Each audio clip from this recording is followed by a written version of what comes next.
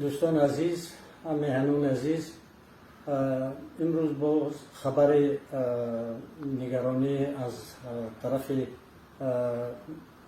کوهستان بدخشان به ما رسید که بخواستم که فکر خود را درباره این قضیه که امروز قرار دارد ابراز نمایم. من فکر میکنم که مردم بدخشان مردم خیلی سربلند و با عقل و با تمیز میتوانند هر یک قضیه رو با آرامی و صلح و ثبات به پایان رسانند. معنای گپ همین که ما باید صلح و ثبات رو در جمهوری نگاه داریم و این صلح و ثبات برای خلق خودمان لازم است که ما رشد کنیم، پیش رویم و من سالهای آخر میبینیم که حکومت جمهوری تاجیکستان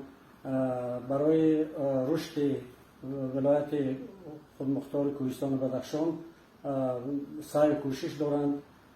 جاده ها ساخته می شوند، تمام مرکزهای رایون های ولایت بدخشان از مرغاب سر کرده تا قلعه خون آباد شده ایستادند و خود شهر خاروخ از یکی از شهرهای زیباترین در تاجیکستان ساخته شده است و فکر میکنه که بازم زیباتر و رشد می‌یابد. بنابراین از مردم شریف بدخشان خواهش میکنم که همه مسئله ها را با گفت و شنید، با صحبت، با سخنان پیران مردم بدخشان حل و فصل شوند و صلح و ثبات در جمهوری باید نگاه داشته شود و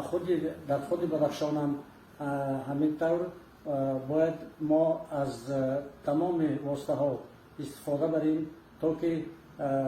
بی ترتیبی و کارهای دیگری که رخ میدهند باید دیگر رخ ندهند و مردم آرام و با ثبات زندگی کنند.